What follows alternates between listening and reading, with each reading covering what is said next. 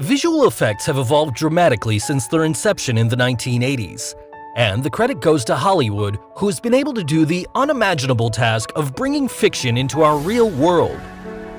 It's no wonder then that our famous childhood animated characters are all coming back to life. Hello everyone, and today we'll look at some of the best movie scenes and how they actually look like before and after VFX. So, let's get started. At number 7, Maleficent, Mistress of Evil. Angelina Jolie truly mastered the art of flying in this 2019 fantasy film. However, to look photorealistic on the big screen, a lot of it was achieved using CGI, and the wings were always completely computer-generated. Now, to make them fly, the traditional method of lifting them up in the air using wires only worked to a certain extent during takeoffs and landings. So the VFX team developed another method where Angelina Jolie and the other characters were flown in the air using a two-pronged tuning fork rig. The rig worked like this. Just imagine how a pitchfork looks here, with no center prong. The center prong being where the performer goes. The fork also had a steering wheel at the back along with a wire that goes to the ceiling on the top.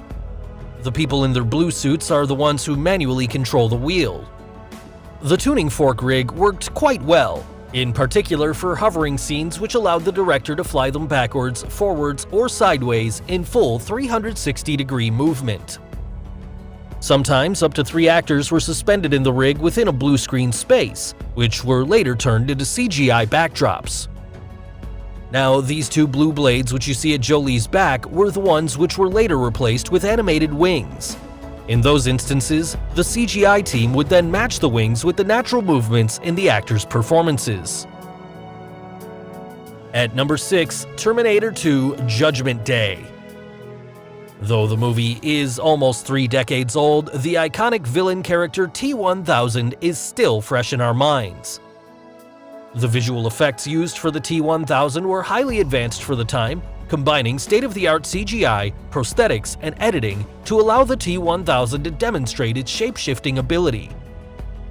CGI was required particularly for the T-1000, a liquid metal structure, and this character could transform into almost anything it touches. The creation of the visual effects cost $5 million at the time and took 35 people, including animators, technicians, and artists, and almost 10 months to produce, for a total of 25 man-years. Despite the large amount of time spent, the CGI sequences only totaled 5 minutes of the film. To make a computer model of the face of the T-1000, the VFX team used laser scanning technology called CyberScan. They projected a laser beam across the face of Robert Patrick and used video cameras to build the 3D database. Robert's distinctive walk and run were also recorded and studied vigorously to make the T-1000 as realistic as possible. At number 5, The Jungle Book.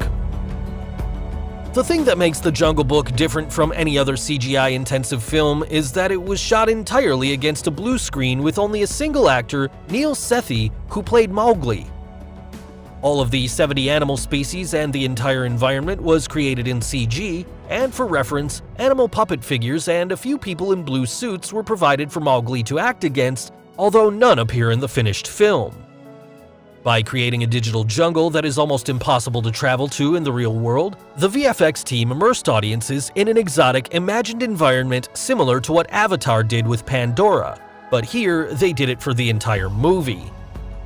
Since the human eye is quite good at catching anything fake, the effects team did a great job in extending naturalism to show how animal mouths moved around human words. They even developed a new software for animating muscular structure in the animals. Such was the enormity of the task that it took 800 shots to create the visual effects of the jungle. The VFX shots took a total of 37 million hours of rendering. On average, a frame took 14 to 24 hours of rendering, while the maximum it took was 42 hours. Around 1,000 remote jungle locations in India were photographed and used as reference in post-production, which would then blend with the animal characters and Mowgli to ultimately create the final product. At number 4, The Walk. Philippe Petit, the man who is famous for his high-wire walk between the Twin Towers of the World Trade Center in New York City in the year 1974. The iconic stunt was recreated in the 2015 film The Walk, played by Joseph Gordon-Levitt as Philippe Petit. Since the Twin Towers no longer exist, the filmmakers had to recreate everything from scratch, and there was not a single piece of real footage available. The team digitally recreated the site, including the Twin Towers and its views of Manhattan as they once appeared. Only the top corner section of the South Tower was physically built, surrounded by acres of green screen. Everything else, the towers, skies, clouds, cityscapes, slack-jawed bystanders, the dangerously steep drop to certain death, is all digitally rendered for the film. Gordon-Levitt, who had no formal high-wire experience, trained directly with Petit. By the end of the 8th day, he was able to walk on the wire by himself and continued to practice while shooting. Along with a body double who performed trickier stunts, the actor shot the climactic wire-walking scenes on a soundstage. It had reconstructions of the top 2 stories of the tower and a wire approximately 12 feet off the ground, which were connected out across a green gorge and was anchored on a pole. The 3D model was matched to the motion of the stunt double, with Gordon-Levitt's performance added. At number 3, Interstellar. Christopher Nolan is known to create realistic-looking visuals with minimum use of the green screen. Now, for a film with so many great visuals, the number of effects in the film was not much greater than in Nolan's other films, The Dark Knight Rises or Inception. However, for Interstellar, they created the effects first, allowing digital projectors to display them behind the actors rather than having the actors perform in front of green screens.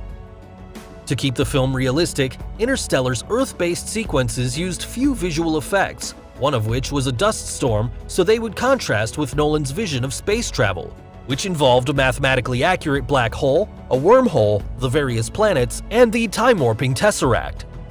However, the standout scene is the one in which the astronaut Joseph Cooper enters the Tesseract, a 4-dimensional space of interlinked timelines, where he communicates with his daughter, Murph, in the far-distant past.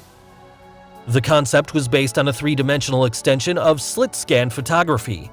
All the elements of Murph's bedroom were scanned at high resolution and were used to create a digital version, and from this, they generated the multiple extruded timelines. The 3D team used this digital model to extend the physical Tesseract set to infinity and beyond. At number 2, Captain Marvel. Everyone remembers Captain Marvel in the Avengers Endgame, where she arrives only at the end to destroy those gargantuan spaceships. In her solo film released in 2019, CGI was used in a lot of the scenes. For instance, look at this scene where she blasts out fire out of her hands. Obviously, it's only stupid to use 2 people dressed in green suits throwing fire flames from her back. The VFX team accomplished this effect by using LED armbands as a lighting prop for the actor. The famous scene where she is plummeting to Earth was done using a digital double for her to be able to close in on her face and really use her face and her expressions only where necessary.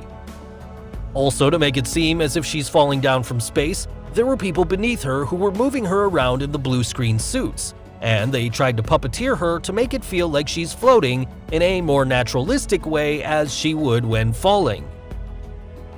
So finally, the number 1 movie on our list, and yes, it is an all-time favorite film, The Matrix. Not only is The Matrix one of the greatest sci-fi creations, one particular scene has become renowned for its use of special effects in Hollywood and beyond. Yes, the incredible sequence where Neo dodges off Agent Smith's bullets with quite ease. The bullet time special effect is a time-rendered simulation which allows a shot to progress in slow motion while the camera appears to move through the scene at normal speed. The method used for creating this effect involved a technically expanded version of an old art photography technique known as time-slice photography, in which an array of cameras is placed around an object and triggered simultaneously. So the scene was created by suspending the actor on wires, using motion capture, and filming segments with multiple still cameras shooting from different angles. Then, instead of firing the cameras simultaneously, the visual effect team fired the cameras fractions of a second after each other, so that each camera could capture the action as it progressed, creating a super slow motion effect. When the frames were put together, the resulting slow motion effects reached a frame frequency of 12,000 per second as opposed to the normal 24 frames per second of film to create this stunning effect. So guys, hope you enjoyed this video. And what do you think of these movie scenes? And which VFX movie is your favorite? Tell us in the comments below. Do like and share this video with your friends on social media. For more such amazing things, don't forget to subscribe to our channel. And finally, thanks for watching.